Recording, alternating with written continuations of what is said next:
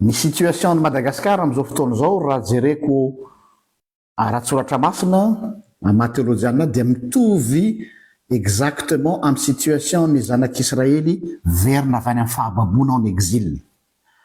Azo lazaina hoe en exil Madagasikara nandritra ny 80 taona, 5 taona. Tao amin'ny soratra masina moa 70 taona tany am-pahababoana. Inona ny contexte anisy? Ny contexte anisy dia zao hoe ny élite rehetrarehetra tao Jerusalema dia sisy tao tsony fa lasa babo en exil any Babylone. Noho izany dia ny zaza amam-behivavy sisa no tavela tao Jerusalema sy tao Israel. Corrompu tanteraka ny firenena tamin'izay fotoana izay, ny fanjakana moa zany. Dia tsy samy nanao izay tiany atao, fanjakany barofo tanteraka. Satria nahoana tsy nitsangana ny élite eo anivon'ny firenena. Fotoana izao mitodika aminareo magistrat. Izahay ato amin'ny refondation de Madagascar RGL, zany hoe ao anatin'ity pejy RGL ty ihany, fa misy an'io sampana anankiray io zay mandinika ny hoe refondation ary io ny voizinay amin'izao fotoana izao. Nanay dia tsy tolona ponctuelle fa permanente, dia ny refondation de Madagascar dia garantian'izao tolona izao dia ianareo amin'ny fitsarana. Mbola alohan'ny tafika dia ianareo fitsarana no garant voalohany. Satria nahoana? Satria mahatonga ny firenetsika ao anatiny atao hoe impunité totale. Ary tsy misy fanaraha-maso ny fiainan'ny exécutif dia satria en exil ny fitsarana eo Madagasikara amin'ny niveau rehetrarehetra. Fantatra fa ao Madagasikara dia tsy misy pouvoir judiciaire fa autorité judiciaire ny misy. Fotoana izao itakinareo satria fantatray amahazana-bahoaka anareo misy tena manana intention tsara ianareo. Aleo ngamba tsy ho noarsisevana foana ny tableau, fa misy tokoa aloha dia tena betsaka noho ny pression nahazo anareo tao, zavatra tsy afeniny zany, noho ny tsindry nahazo anareo tao, dia anisany naprisika ny corruption tao amin'ny ministère fitsarana. Fotoana izao hitsangananareo ary zany mino fa misy ao aminareo andiana magistrat izay tsy corrompu dans l'âme zany tiako resahana. Manaova koa nareo révolution au nivon'ny fitsarana. Tsy ny rehetra no indray mifoa eto, fa tahaka ny nataony Gen Z teo, andiana tanora, raha-tadidina raha nanaraka nareo ny historique ny Gen Z, tanora vitsivitsy ny fampiresadresaka teo Akatso, teo Akanja, no lasa nandeha midina an-tsehatra, dia farany ny firenena ray manontolo no nandrohitra. Manomboka amin'ny levure kely dia mahazo ny vongana rehetra. Noho izany, raha misy fotsiny poignée de magistrat, tsy fantatro hoe roapolo, telopolo aminareo fotsiny mitsangana, dia tsy maintsy ho tratra ny pression populaire ny ambiny, na tsy te hanao ary izy. Ka mitsangana ianareo magistrat tsy corrompu, na vitsy azy anareo, peu importe, dia ho hitanareo ny impact an'io fanao effet domino. Manaova fanambarana, tsy mibaiko fa fangatahana nanay, manaova fanambarana tahaka nataon'ny polisy, tahaka nataon'ny gendarmerie, na dia c'est un peu trop tard aza, fa l'essentiel efa misy zay. Ary mba ho hitanay vahoaka ny bonne volonté anareo, satria ao anatin'ity tantara ty dia tsy afaka amin'ity ianareo. Ireo olona nandositra ny Madagasikara, ireo olona nangalatra ny Madagasikara, ireo olona namono ny pray-tanindrazana dia misy taminareo tao amin'ny fitsarana no niaro azy. Ary zay mahatonga zareo miteny hoe anay ny tanàna. Noho izany tompoko, izahay dia tsy mandrimandry andro, tsy mandry alina, misy ny manao fety fa zay manokana tsy nisafidy anao fety aloha, fa ho zahay me zay dia natao sentinelle ijery ny tanàna ka dia mitodika aminareo en magistrat zay. Tsy ijerevana loko mpivavahana ity za tsy tena hoe miatso anareo zanaky ny fiangonana zay koa ny erreur hatram'izay hoe ny zanaky ny fiangonana non zanaky ny Madagasikara zanaky ty tany ity noho zany dia fangatahana no ataoko eto tsy manana fahefana mihitsy akory aho na kely aza satria za justiciable fa ianareo ny tompon'ny fitsarana ataoviny refondation ny fitsarana takio am'izay fitondrana vaovao tonga eo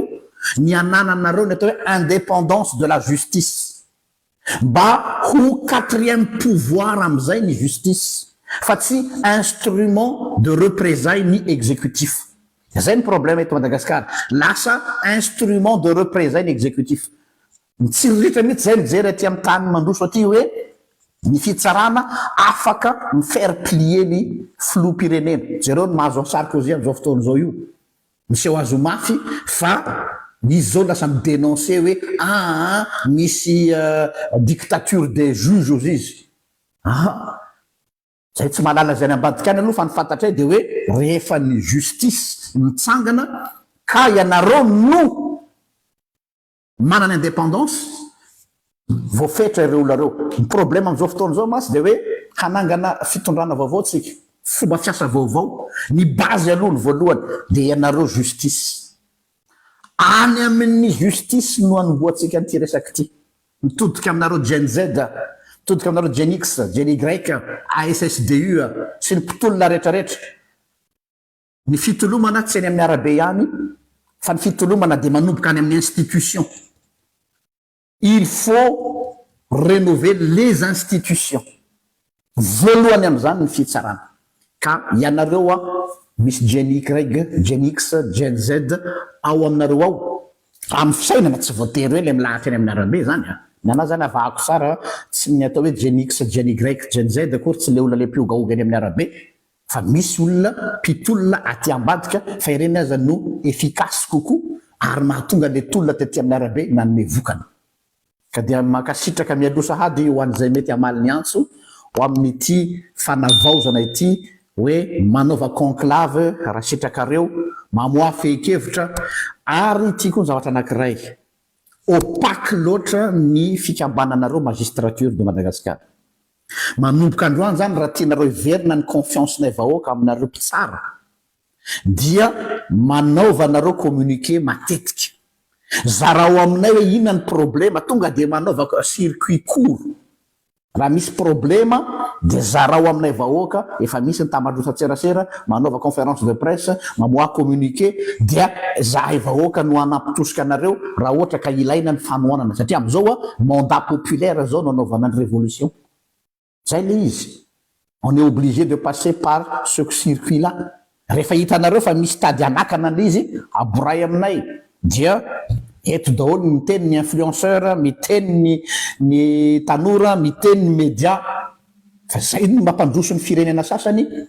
tanareo reny affaire média part reny rehefa misy zavatra tsy milamina ny fanjakana manao pression ny média manao pression ny média parallèle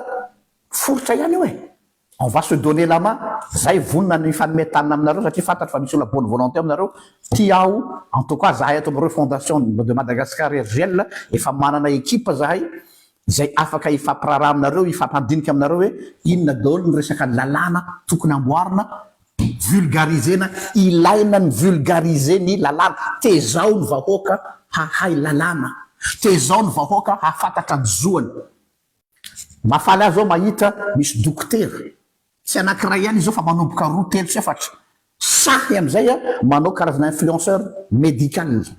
satria be loatra ny influenceur bidon amin'ny resaka fahasalamana mila spécialiste isaky ny domaine manao vulgarisation ny domaine mangataka koa aho mba hisy mpitsara mba hisy juge sahy hanao karazana zaty satria nanao influenceur fa tezao zahay hoe inona daholo ny droit anay satria tsy fahalalànay vahoaka ny droit anay no mahatonga anay hitsakitsahana tampindo ka atao tsanatria tony bozaka manahatra on a besoin de vous satria nareo anisan'ny hery lehibe amin'ny fanavaozana ty fireneny ty ka dia raiso ny andraikitra satria fantatray fa manana an'izany anareo andao ataotsika hoe opération Esdras na opération Ezra ity zavatra angatahako ity. Inona manina moa le hoe Ezra rehefa verina avy any amin'ny fambaboana zanak'Israely dia nampianarina ny lalàna iny ray ny vahoaka satria scribe ianareo zao vous êtes les scribes de la nation, mpanao lalàna tsy ny député mialatsiny reo député reo mbola olona betsaka tsy nianatra lalàna. Ianareo nianatra an'io lalàna io, tsy ny olona tsy nandia fianarana tompoko no hanome ordre anareo sy hanome baiko anareo sy hanao pression anareo. Nareo lany rovotra pataloha teny université mitety an'ity zao tontolo zao ty dery zalahy tsy T2 no iteny hoe ty ny lalàna velona azafady andao averina amin'ny toerana ny asinareo ajainay anareo loloavina tapony loha anareo tratrany pression anareo teo aloha libre anareo zao occasion en or ho anareo magistrat de refaire une image amboarina indray ny image anareo volony izahay ny fanometana anareo raha ilainy zay fa zao kosa mila contrat social le izy ifanarahana le izy hoe mangarahara ary mampidira olona ao anatin'ny ekipany conclave ny conclave izay hitsangana rapitso mila misisika anareo magistrat hoeto ny résolution anareo dia takio ny hoe indépendance de la justice tsy ny exécutif atsony no manendry anareo fa tsy haiko ianareo mahay ny lalàna momba an'izay. Rehefa indépendant ianareo rehefa manana pouvoir ianareo dia mipetraka ho azy ny assise eto amin'ny firenena ka tsisy tsonony tsy maty manoto. Makasitraka tompoko mino aho fa tsy teny any anefitra izao fa misy olo kely ary tena misy ao aminareo ao fa Andriamanitra ne homba anareo amin'izao ady mangotraka izay iarahantsika ny fanometanana zao. Makasitraka tompoko, samitain'Andriamanitra.